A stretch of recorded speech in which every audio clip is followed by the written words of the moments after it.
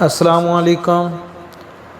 Bata پہلی shows company ہے جسے 1993 میں انٹرنیشنل اسٹینڈرڈ آرگنائزیشن کا سرٹیفکیٹ بھی دیا گیا۔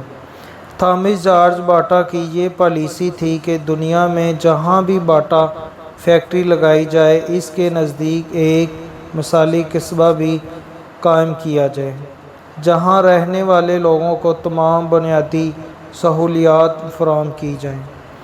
یہی وجہ ہے کہ دنیا میں جہاں بھی باٹا کی فیکٹریاں قائم ہیں اس کے قریب باٹا کے نام سے ایک قصبہ بھی موجود ہے، جیسے کہ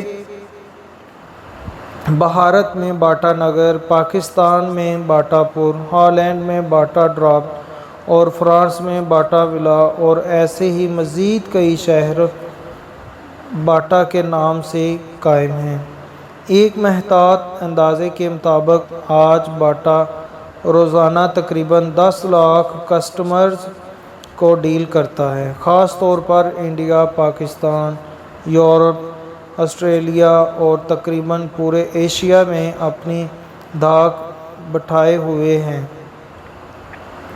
ٹورنٹو، کینیڈا میں اسی خاندان کے ایک فرد سوجا باٹا نے باٹا شوز میوزیم بھی قائم کر رکھا ہے۔ باٹا فلاحی کاموں میں بڑھ چڑھ کر حصہ لیتا ہے۔ شاید باٹا کے قائم و دائم رہنے کی ایک وجہ یہ بھی ہے۔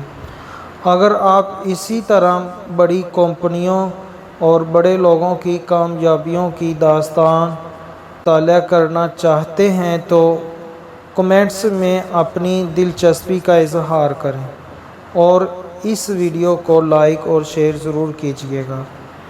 اپنے دوستوں اور گرد و نواح کے تمام لوگوں کا بہت خیال رکھیے گا۔ اللہ حافظ۔